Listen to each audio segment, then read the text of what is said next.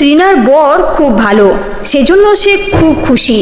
3 বছর হয়ে গেছে তাদের বিয়ে হয়েছে। অভিনন্দন তার একটি কথাও অমান্য করেনি। যা বলেছে হাসি মুখে করে দিয়েছে, যা চেয়েছে হাসি মুখে তাই কিনে দিয়েছে। একেবারে পারফেক্ট হাজব্যান্ড বলতে যা বোঝায় তাই। তৃণারা খুব গরিব, ওর বাবা ভূমিহীন কৃষক, এক মেয়ে এক ছেলে নিয়ে কোনো মতে টিকে আছে।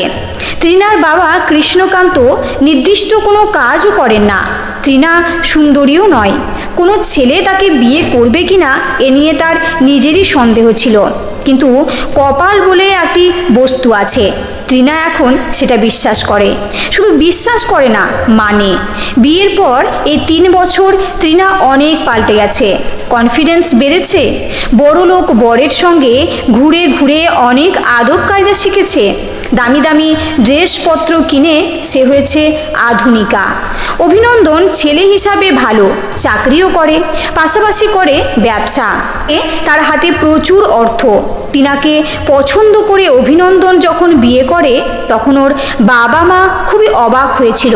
তারা অত্যন্ত বিরক্ত হয়ে বলেছিল, বিয়ে একটা বড় সিদ্ধান্ত, ভেবেচিন্তে নিস অভিনন্দন। অভিনন্দন কারো কোনো কথা শোনেনি। সে শুনেছিল তার অন্তরের বন্ধু উকিল জয়দেবের কথা। কি মন্ত্র জয়দেব দিয়েছিল কে জানে। বিয়ের পর ধীরে ধীরে পাল্টাতে থাকে অভিনন্দন। বাবা মায়ের কাছে হয়ে ওঠে অচেনা। শুধুমাত্র তৃণা যা বলে তাই করে, যেন কলের পুতুল সে একটা। অভিনন্দনের বাবা মা ছেলেকে বেশি খাটাননি, এক্সট্রা কথা বলেননি, শুধু নীরবে সরে এসেছিলেন অনেকটা দূরে। ইদানিং ফোনেও যোগাযোগ বিচ্ছিন্ন করে ফেলেছিলেন খানিকটা। বুঝেছিলেন অভিনন্দন আর অভিনন্দন নেই, তাদের ছেলে আর ছেলে নেই। বিতর্ক থেকে নীরবতাই তাদের কাছে শ্রেয় মনে হয়েছিল। অভিনন্দন বছরে বেশ কয়েকবার শ্বশুরবাড়ি ক্যানিংয়ে আসে। আসতে এক প্রকার বাধ্য হয়, কারণটা তৃণা। কী কারণে তৃণা বারে বারে বাপের বাড়ি আসতে চায় অভিনন্দন জানে না, জানতে চায় না, শুধু আসতে বললে আসে। বারে বারে আসতে হয় বলে অভিনন্দন শ্বশুর বাড়ির পরিকাম্য খানিকটা পাল্টে দিয়েছে। তৃণার জোড়াজুড়িতে এরাও যেন সুখে থাকতে পারে সে ব্যবস্থাও করে দিয়েছে। এতে অবশ্য অভিনন্দন অখুশি নয়। তৃণার জোড়াজুড়িতে অভিনন্দন আজও শ্বশুর বাড়িতে এসেছে। আসার সময় কোনো প্রশ্ন করেনি, আসবো না বলেনি। প্রতিবার যেমন তৃণা বাড়ির জন্য অনেক কিছু কিনে আনে, এবারও আনলো। কিন্তু সন্ধেবেলা যখন অভিনন্দন শ্বশুর শাশুড়ি এবং গ্রামের কয়েকজন মুরব্বী স্থানীয় মানুষকে ডেকে আনলো, তখন তৃণা খানিকটা অবাক হলো, আতঙ্কিত হলো।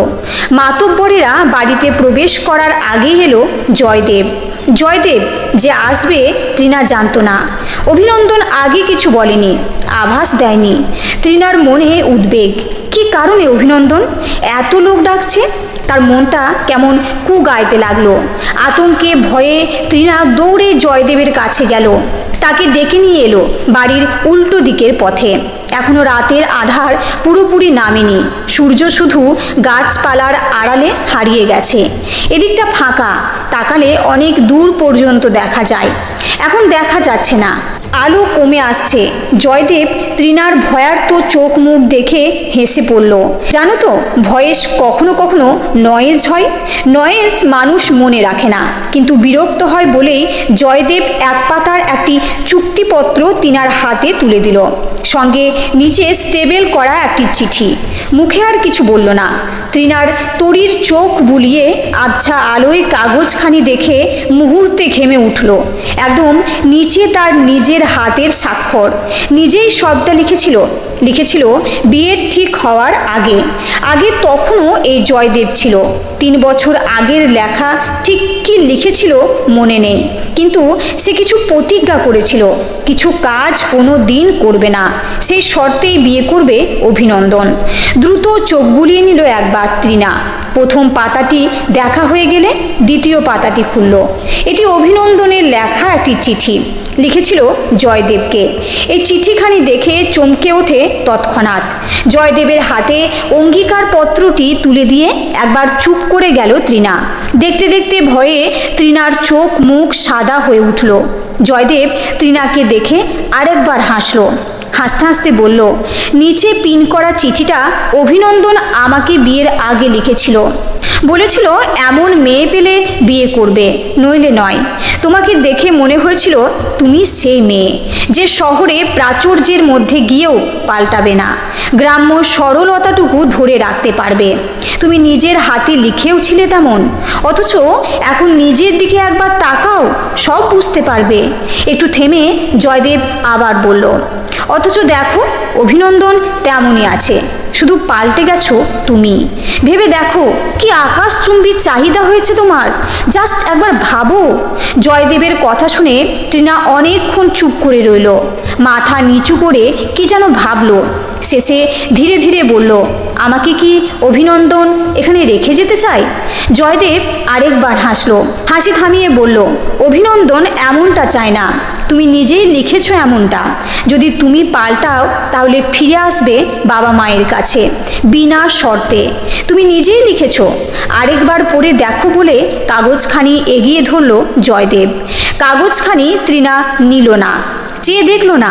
সে জানে কি লিখেছিল, সব মনে পড়েছে তার। নিজের অজান্তে ধীরে ধীরে সব ভুলে গেছিল সে। পেছনে ফেলে আসা পথ যেমন মানুষ মনে রাখে না, তেমন। তৃণা ধীরে ধীরে সরে আসে সেখান থেকে, কোনো বাক্য ব্যয় না করে, কথা না বাড়িয়ে। সে বুঝতে পেরেছে কিছু না বলেও মানুষ কঠোর হতে পারে, নীরবেও প্রতিবাদ করা যায়। অভিনন্দন সেটাই করেছে। সে ফিরে এলো স্বামীর কাছে। সন্ধ্যা হয়ে গেছে, চারিদিক থেকে আভা ছুটে আসছে ঘর বাড়িতে, গাছপালাতে ঢেকে ফেলেছে চারিদিক। ধীরে ধীরে বাড়ির নিচে একা দাঁড়িয়েছিল অভিনন্দন, ছায়া মূর্তির মতো লাগছে এখন ওকে। দাঁড়িয়ে দাঁড়িয়ে পাখির কলতান শুনছে। গ্রামে এলে ও এখানে দাঁড়ায়, পাখিদের কথা শোনে, বাড়িতে বাড়িতে শঙ্খ বাজে, সেগুলো শোনে। তৃণা গিয়ে অভিনন্দনের একটা হাত ধরল, একটুখানি সময় নিয়ে ধীরে ধীরে বলল, সবাইকে ফিরে যেতে বলো, আমি এখানে থেকে যাচ্ছি।